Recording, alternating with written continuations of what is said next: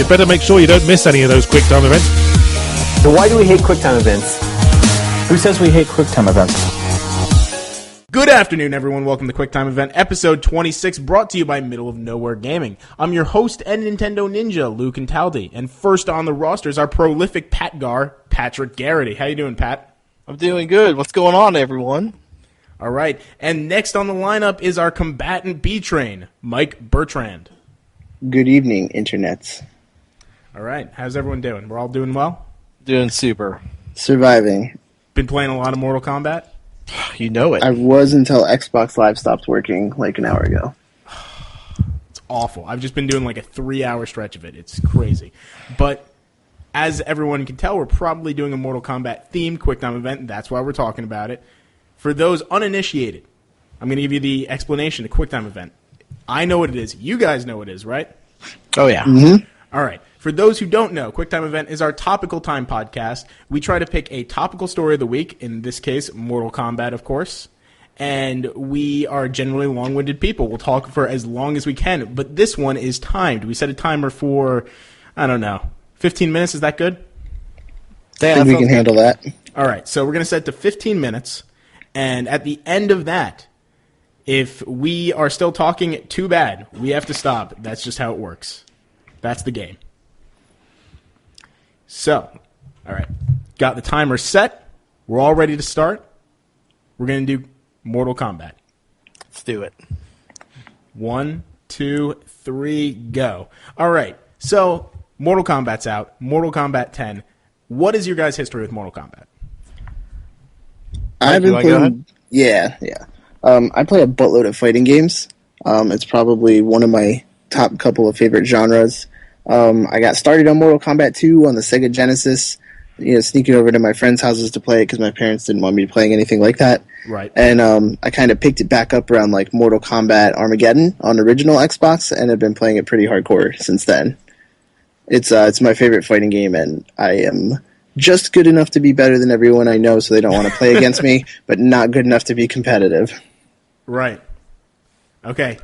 How about for me? I've never really played Mortal Kombat before. I've played it. I've dabbled in PlayStation. I wasn't good at it. I'm still horrible at it. I'm playing right now with my roommate. Never really touches a video game, and he's going punch for punch with me. And I'm I am just not good. I have played Mortal Kombat since the original back in 1992, and I don't think I've missed an iteration of it yet. I love it. I remember lining my quarters up on the arcade machine, waiting for the next guy in line to get his turn. And I'm just infatuated with it. All right, Pat, you've been playing this for a long time. Oh yeah. Who's your favorite character? Favorite character would have to be Katana at this point, still to this day. Okay, Mike. Cliche as it may sound, I'm a Scorpion guy. I mean, everyone's a Scorpion fan. Well, that is cliche. He throws chain knives. See, I want to say a character. I actually don't know enough about the game to say someone yet. I know absolutely not Johnny Cage. I think my favorite is going to be Sub-Zero, but that's because that's the he has the best moveset for me, just because I can remember those, and they're flashy. Yeah, I think that's part of who your favorite character is, the one that you feel most comfortable with the moves and can execute them correctly. Right. But there are a ton of new characters, and by a ton, I'm, of course, taking great liberties with that. There are some new characters in Mortal Kombat 10. What do you think about them? Do you like them? Do you hate them? And who's your favorite? So, I thought I was going to hate them. I wasn't really even that interested in the trailers. I was like, who are these new people? I'm just going to hop right back on Scorpion. But I've really been liking Cassie Cage and Devora. Devora is just like really fast, and I think we're going to see a lot of her in like high level competitive play. And I like Cassie Cage has a good mix of like her parents, Johnny Cage and Sonya Blade, and just has kind of a nice moveset that fits right in with both of those styles. There's like 9 or 10 new characters in this game.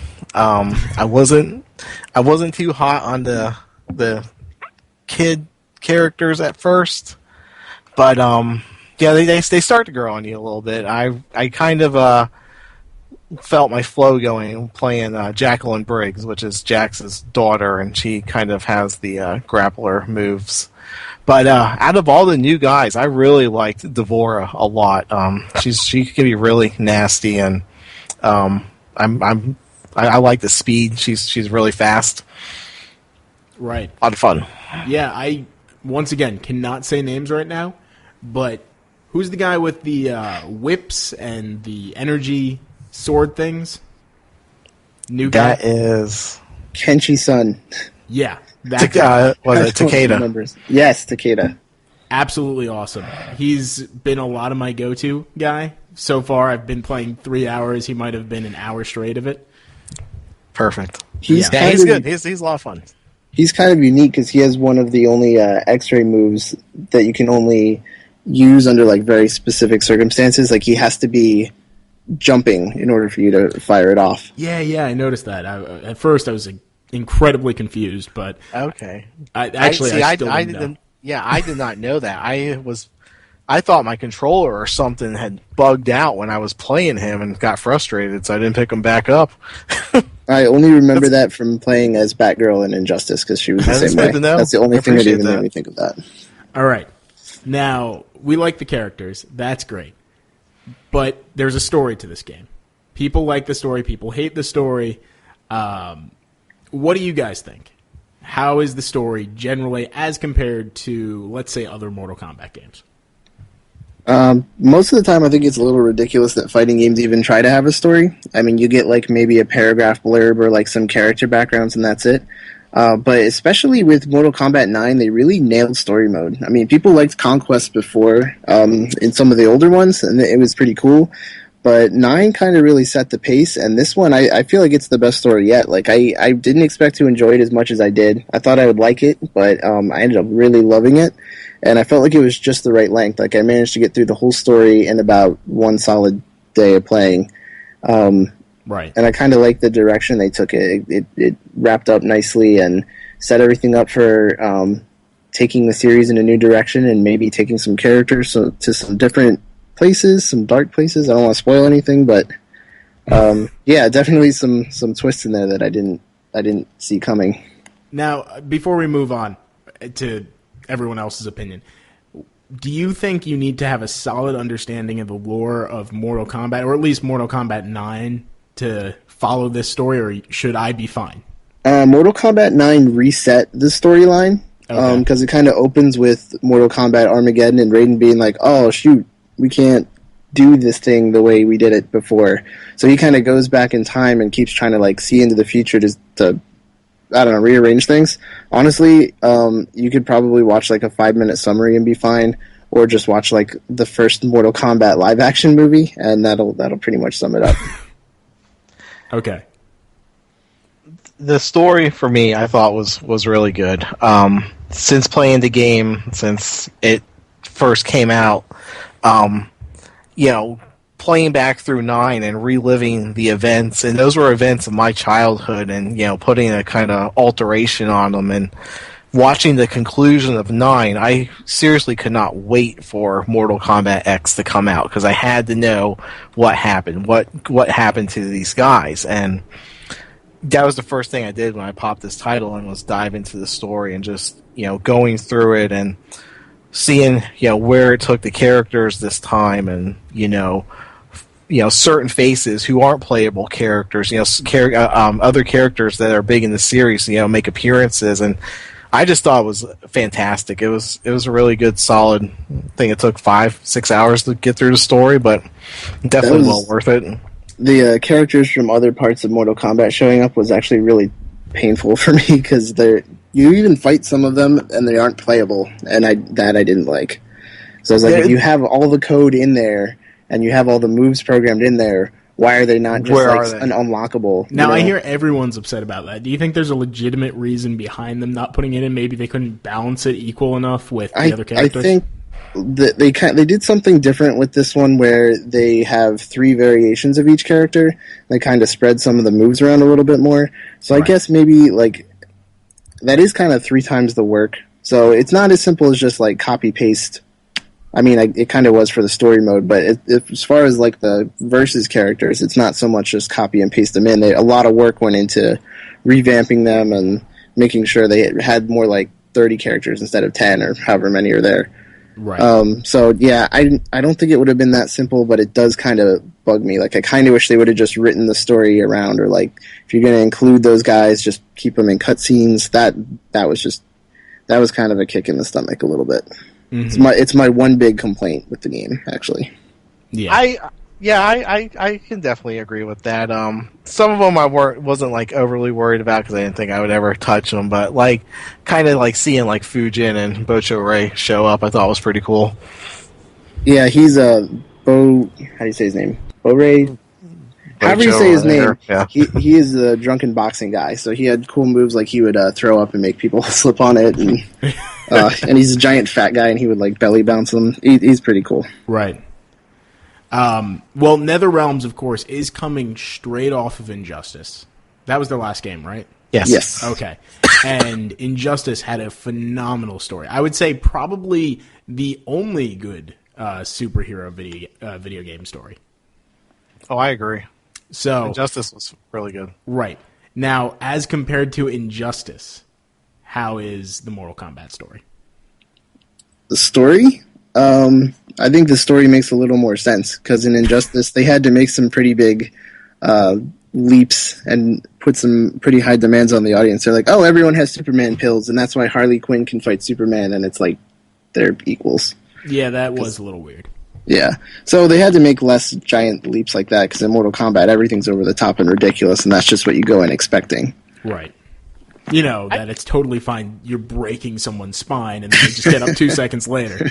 But everybody does that. Yeah. It's not like there's no way Joker's going toe-to-toe with Superman. I mean, in the Injustice comics, Superman actually kills Joker, like, first thing, rips his heart out. And it's like, well, then he can just do that to everyone, because he's Superman.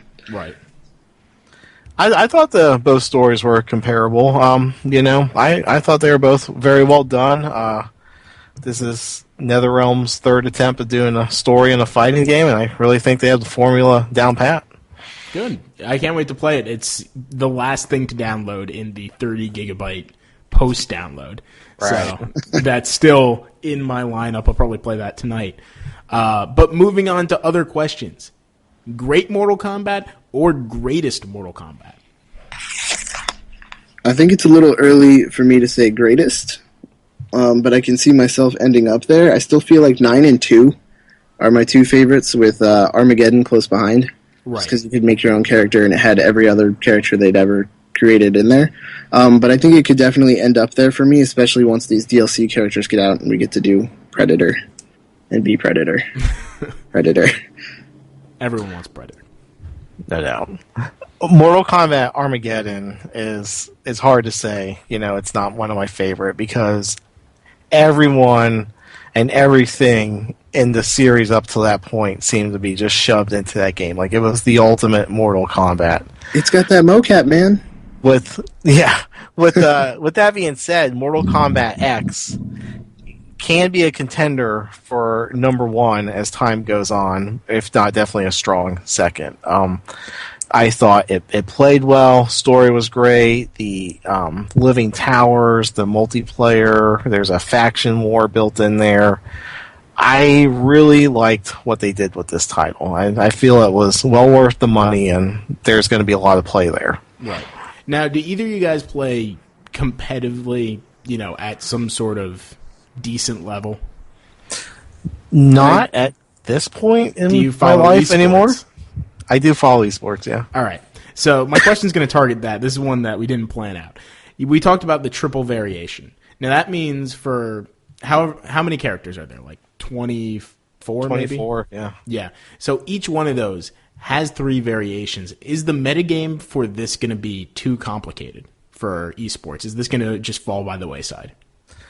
I think it really opens things up, if anything, because as it stands now, you get maybe like 2 or 3 characters that end up really being competitive, and you might get someone who's good enough with someone that they can kind of break it up, but for the most part, each game's got like 1 or 2 that if you want to be a competitive or a professional level player, you pretty much have to use them.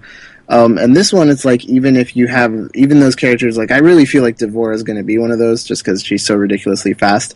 But like was playing against my brother earlier who had been practicing with her all day, and after a couple matches, I figured out that I could beat him every time if I use Katana. So I think there's going to be a lot more balance because there's so many more options. Right. There's going to be a lot more counters.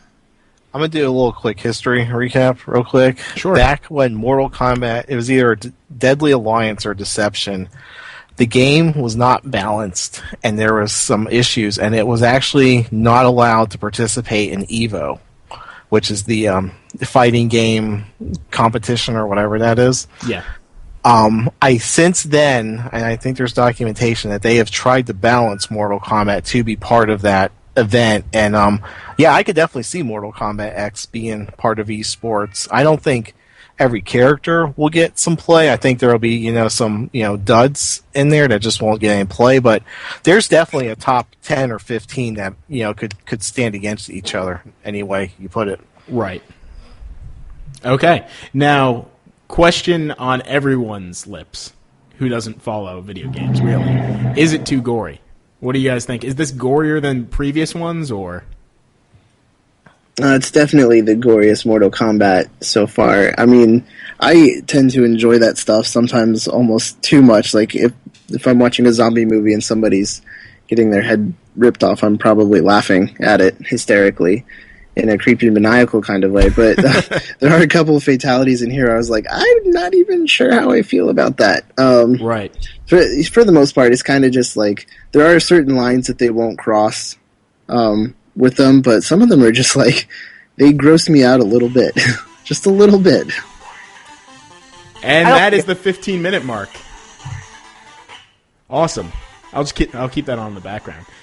So, love that. Anyway, thanks for being on, everyone. Thank you. That's a good discussion. We got to play head on head.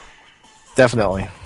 All right. If you want to lose. So we're going to do the small post-QTE wrap-up. Our schedule is we try to record on Thursdays and publish on Fridays. This week, there's a little bit of delay getting people together. If you have any ideas of what you want us to talk about, email us at contact.mong@gmail.com. And you can find our Twitter at mong.com. That's spelt out, mong.com. You can also find us at youtube.com/mongnetwork. And we have a Facebook, Tumblr, and Instagram. I could say those, but you don't want to hear those links. Way too long. Last but not least, check out our website, middleofnowheregaming.com, for all of our latest editorials, news, and reviews, especially our Mortal Kombat review. Absolutely go see that. And last but not least, we all have Twitter handles. Make sure to follow us. We sometimes post very interesting things and pictures of what we're eating. My Twitter handle is at Lou Cantaldi. Pat? My Twitter handle is at PatGar36. And Mike? I'm at Survival Horrible, but with one R in horrible because it would have been too long. Awesome. All right. Thanks, everyone. Mong! Thanks, bud. Mong. Long.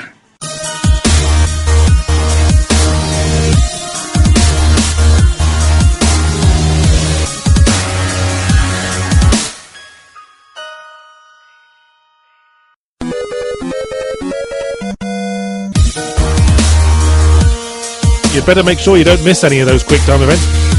So why do we hate QuickTime events? Who says we hate QuickTime events? Good morning, everyone. Welcome to QuickTime Event, episode 27, brought to you by Middle of Nowhere Gaming. I'm your host and Nintendo Ninja, Lou Cantaldi, and to my metaphorical left is the PlayStation Playboy, Courtney Osborne. How you doing, Court? Doing great. I think you blew out the mic when you said good morning. I tend to do that. I get really loud. Oh, I'm doing great. How are you doing? Good. You're going through Fire Emblem, right? Yes, I'm almost done. Been wasting away my free time on that for the last week. It's so good. All right, and I don't want to focus on one person, because we also have, over on the right, the Destiny demigod, Miles. Hello, everyone. How are you doing? This is good. This is, right now, so far, the Mong podcast crowd. I swore I was the right. Did I just totally forget? Was I the left? You were the metaphorical left, not even the left. Oh, okay. I swore you said right, and I was like, oh man, me and Miles are right next to each other. Because over on my actual non-metaphorical left is the Dragonborn herself, Audrey Lips. Hey guys. The Dragonborn. I like it. That joke goes way back. Oh, really? Yes, it does. So, this is generally the Mong podcast crowd plus company, Audrey. But we're not doing Mong podcast. No, we're not. We teased this on the Mong podcast last week. It just took us about 5 days longer to actually record this. It's final season. It's expected. Yeah, it's super busy. Anyway, so this is QuickTime Event. If you don't know what it is, this is a shorter podcast than the long Mong podcast. Mong podcast normally goes for about an hour, hour and a half, sometimes 2 hours, because we're very long-winded people. So we decided to make a shorter podcast like this, where we just pick a topic or a game, and we just discuss it for about 15 minutes normally, depending on what the topic is. It can go a little bit longer or a little bit shorter. But today, our topic is going to be Elder Scrolls Online, the console beta, and we're going to go for 15 minutes. Yep, that's everything. That's basically everything I was going to say. So, we'll set the timer to 15 minutes, and we'll start right now. Okay, so, first question, initial impressions. What do you guys think? Sorry, go on, Miles. I was going to say, I thought it was pretty good. I mean, I'm not the biggest fan of MMOs because they get very monotonous and boring to me, but it did a good job of holding my attention with the active combat system and such, so I can't complain about it so far. Yep, I'm right along with you, Miles.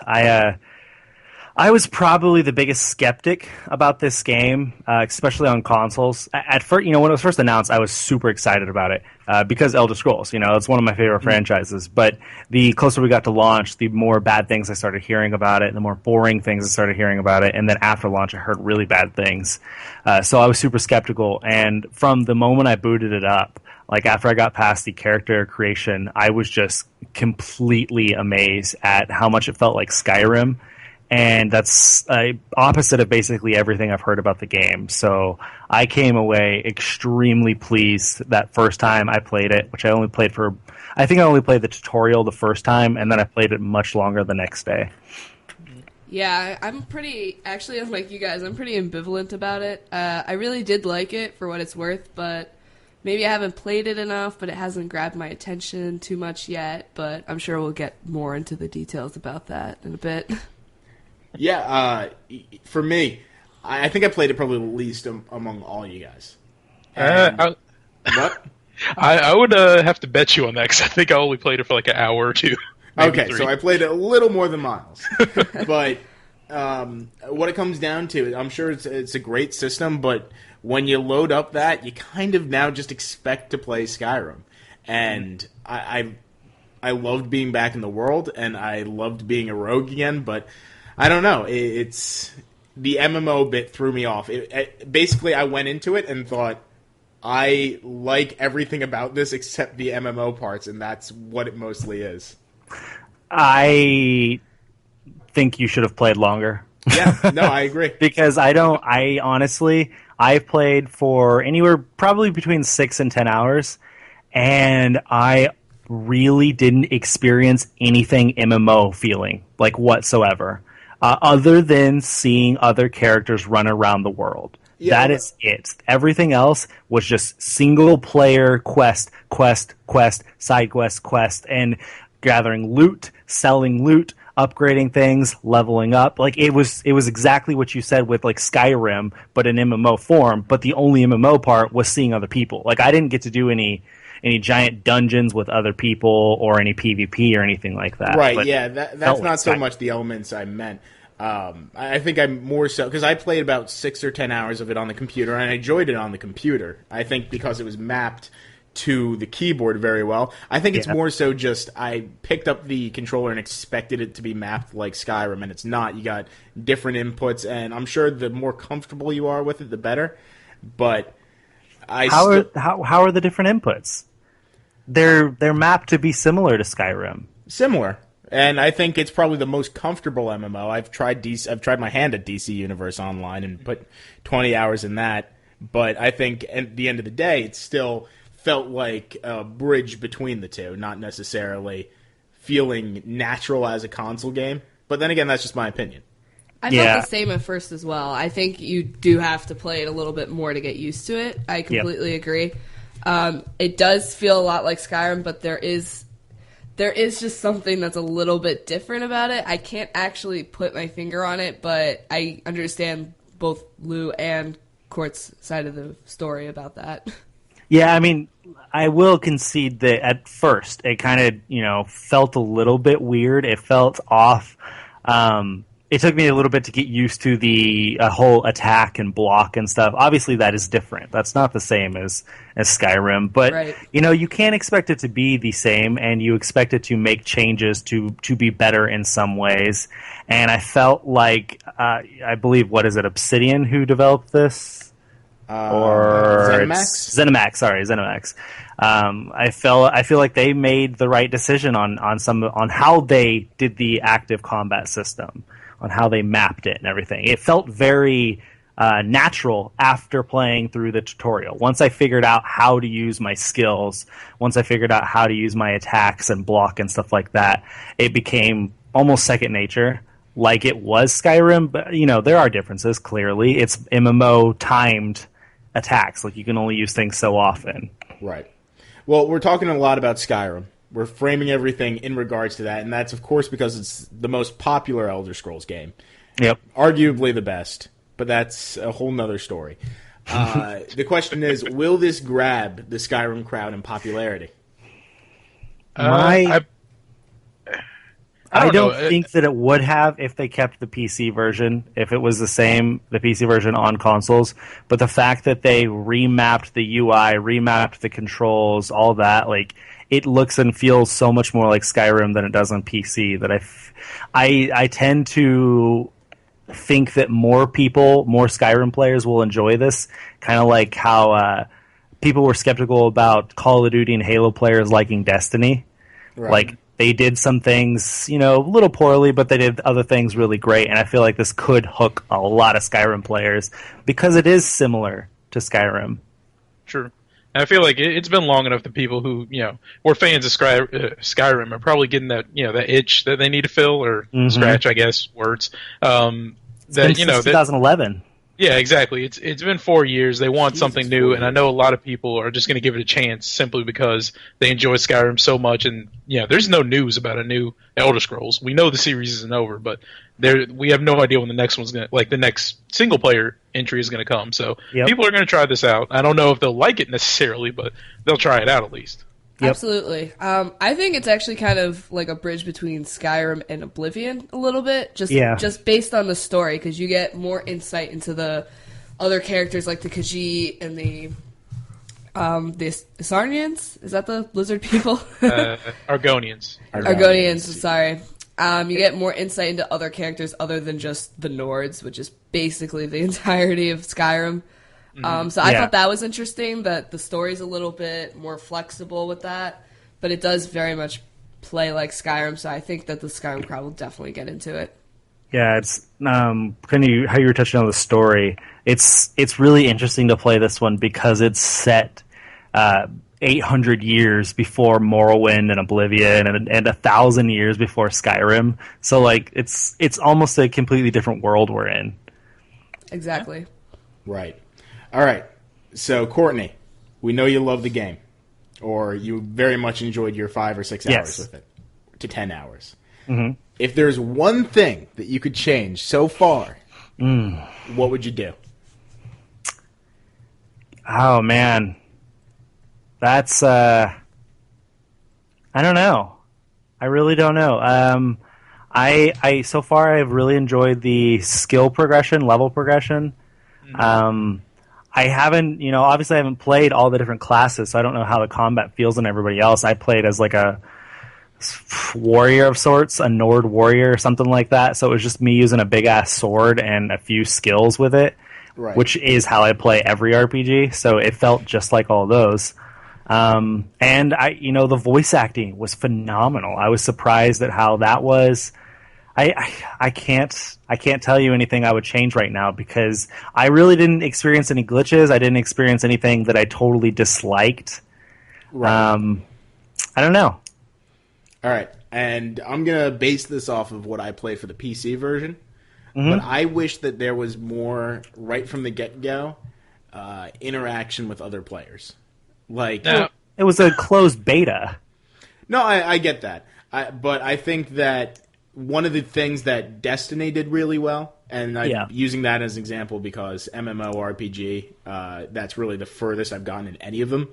Yeah. I think that putting you in a group with like Strike, for instance, right early on, I think that was one of the best experiences early on that hooked me just a lot. I really wish that other MMOs kind of carried that over. I know during the late game, a lot of them have it, but during the early game, not a ton. Yeah, well, I mean, there's clear differences between a game like Destiny being able to do that and a game like Elder Scrolls Online, because Destiny is tailored to team battles and shooting each other and putting teams together, while a game like this is more tailored to single-player story progression with the added dungeons with friends and stuff. So it's... I totally see how that could have made it more enjoyable for the beta or for even the main game if that's the case. But it's just it's apples and oranges here when you're comparing the two. Right. Now, I have one comment on a player interaction. I don't know if anyone else noticed this, but one time I was in the city and I was walking by another player character and I heard like the most egregious rap music ever. Oh, God, yeah. I hated that. Honestly, that like, I hate to say it like this because I know everyone says this sometimes, but it's like it was jarring because I'm like I'm in this medieval world, I'm swinging a sword and killing monsters, and then I'm just like big booty, big booty, big booty as I come around the corner, and it's just like really, really not inappropriate, but just it took me out of the game experience completely. You hear Rick Ross coming out of a burly Nordic character. Yeah. It was just like, what? I don't like this. I want to turn this off, and I don't know that there was a way to turn that off. So. That's good point. I don't know if there is either. And I had a similar experience, not with rap music, but with I was going through one of the early dungeon areas. I think it may have even been the tutorial, and there was a guy walking through there, and he was yelling over his mic at like his little brother, and his little brother's like, "So how is it?" And he's like, "Meh, it's okay. There's a lot of glitches. It's really glitchy." And I was just like, I haven't experienced a single glitch so far, so maybe it's your internet connection and not the game. Like, if you're still in the tutorial and you're saying it's glitchy. But it was just like, I didn't experience any more voice chat after that point. But that was the one experience I had, and I was just like, what the hell? Like, turn it off. I don't need to hear you talking. Right. Yeah. Right. But it could be cool. Going back to the actual question about one thing I'd change. I don't know if it was me, if I couldn't actually figure it out. I'm like the one person out there that likes to turn it on third-person view, and I could not find that anywhere. I don't think it was on there. So that was the one thing I would just... it's on there. Like, yeah, I couldn't figure it out. Like, I pressed every button and just, like, looked it up, and they're like, oh, it's not working. Like, yeah, I don't know. But I played first person. I play all those Scrolls games in first person. Everyone does. Yeah. I'm like the one weird person. All right. So, we already heard one good story. What are the best stories so far from your 6 or however long playthrough? Any moments of triumph? I mean, I completed every quest that I played. All right. I died. How many times did you guys die? I never died, but I never died either. So. Yeah, that's weird. I died like 4 times. I mean, the world we were talking about. Me and Courtney were talking about this earlier. After the tutorial, they send you to a different world based on, I'm assuming, your character and your class and everything. So I got sent to this tropical island with a bunch of Khajiit on it. And it was really, like, spread out. So each quest was really, really far from each other. Like, there was a tiny town with a few quests, and then everything else was after a huge field of sheep. And these weird bugs that shot out electricity. So I didn't die because I never got around to many of the quests because they were so far away. Right. I completed probably anywhere between 15 and 30 quests, all in the main area. It was probably from once when I started to as far as I got, it was probably about a 5-minute walk So it kind of was a little bit of a distance from one spot to another. Some quests had you going a long ways away, and some quests had you just go into different dungeons and stuff. So I started wherever the Nords start, some city. It was pretty cool. I don't know. I liked it a lot. Right. All right. Did you? Oh, sorry, Miles. But I did die. I was just gonna ask, did you do the mission with like the big hell beast thing? By any chance? Maybe. I don't know. Okay, never mind. Move on. there was so many quests, and I was trying to stop a war on the city. There was some group trying to lay siege to the city we were in. I remember that one. Yeah. And they were on the beach, and I was I had to go on and attack them, and then we teleported onto the boat, and they killed the people on the boat, and there was I did all kinds of quests. It was super fun. But I ran into some trouble a few times where I was a little underleveled, and they got the upper hand on me and killed me pretty quick. I forgot to block, and because you do have to block. You can't just go in swinging because that'll get you killed if you're underleveled. And the first 2 times, I believe, I was able to respawn right there at the cost of something. I don't know what exactly it was. I didn't exactly understand that. But the second and third times I died, I wasn't able to respawn. Sorry, Courtney. Timer's up. All right. So there's a final question before we actually get off of here, though. Yeah. The one wrap-up question, one word. Will you buy this game? Oh, One word. I was like, that question's not one word. But the answer is, I get it. Yes. I would too. No. And that's a no for me. We're going to be completely split on this. All right. So, to wrap everything up, our schedule. We typically try to record on Thursdays, put it up on Fridays. Finals are happening right now. Everything's difficult. Everything's up in the air. But you'll be getting this.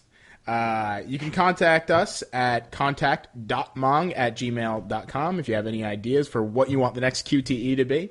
You can find our Mong Twitter account at mong.com. That's all spelled out, mong.com. You can also find us at YouTube at youtube.com/mongnetwork. And you could find our Facebook, Tumblr, and Instagram. You don't want us to read out the links, so I won't. Last but not least, check out our website, middleofnowheregaming.com, for all our latest editorials, news, and reviews. Oh, wait. Oh, we also have the Twitter handles. Twitter handle signed off. Audrey, your Twitter handle? Dre. Courtney? Osborne_2009. And Miles. Furious Milk. I'm, of course, at Lou Cantaldi, and thank you for being on, guys. Yeah. Thank you. Thank you. And thanks for listening. Mong!